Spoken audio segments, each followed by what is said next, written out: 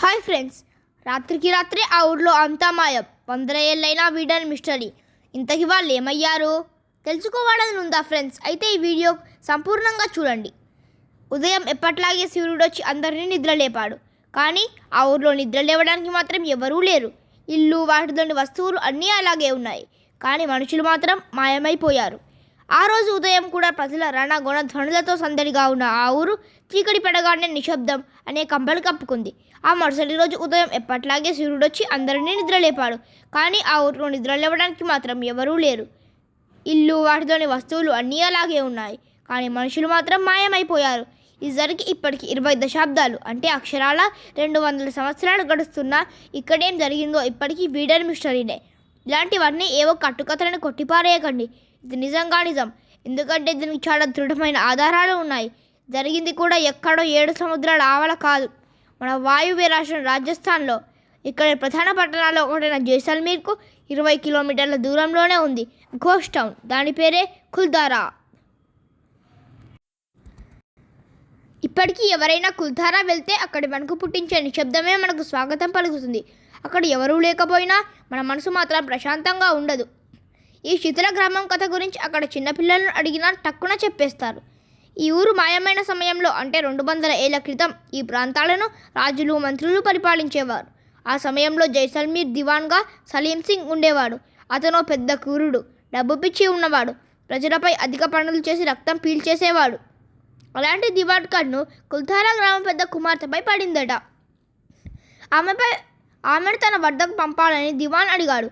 దానికి గ్రామ పెద్ద అంగీకరించలేదు. దాంతో ఆగ్రహించిన సలీం సింగ్ గ్రామ పెద్ద గడుక అతని కుమార్తెను తన వద్దకు పంపబోతే వారిపై భయంకరంగా పనులు వేసి పీడించి హింసించి చంపుతానని బెదిరించాడు. దీంతో భయపడిన ఆ గ్రామస్తులు అంతా ఒక్కచోట సమావేశమయ్యారు. అందరూ కలిసి ఓ నిర్ణయం తీసుకున్నారు. ఓ ఆడబిడ్డను రక్షించుకునేందుకు సాహసోపేత చర్యకు పూనుకున్నారు. ఎవరికి ఏమాత్రం అనుమానం రాకుండా రాత్రికి రాత్రే ఆ గ్రామాన్ని ఖాళీ చేసేశారు.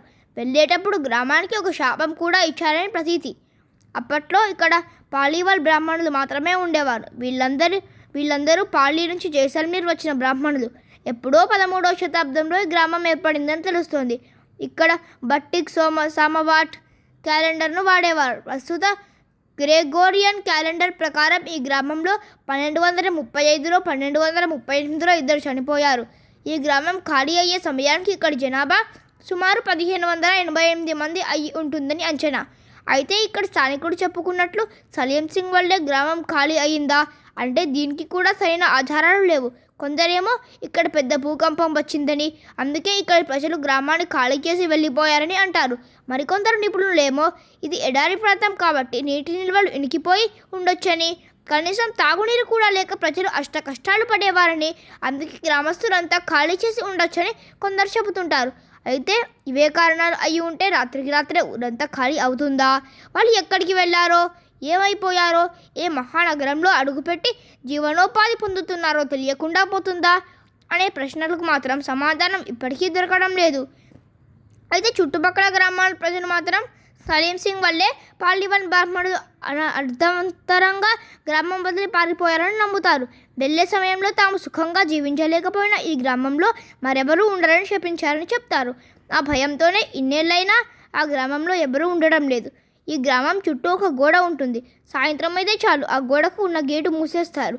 దీనిలోకి ఎవరినీ వెళ్ళనివ్వరు. గ్రామంలో ఎత్తైన ప్రాంతానికి వెళ్ళి చూస్తే గ్రామం మొత్తం కనబడుతుంది. చక్కగా పద్ధతి ప్రకారం కట్టిన ఇల్లు, వాటి మధ్యలో రోడ్లతో ఎంతో ఆలోచనతో కట్టిన ఈ గ్రామాన్ని ప్రజలంతా ఒకేసారి ఇలా ఎందుకు వదిలేసి వెళ్ళిపోయారో మాత్రం మిస్టరీనే. ప్రస్తుతం ఈ గ్రామం భారత ఆర్కియాలజీ విభాగం ఆధీనంలో ఉంది. దీన్ని వారసత్వ సంపదగా గుర్తించిన ప్రభుత్వం దీని బాగోగులు చూసుకుంటోంది.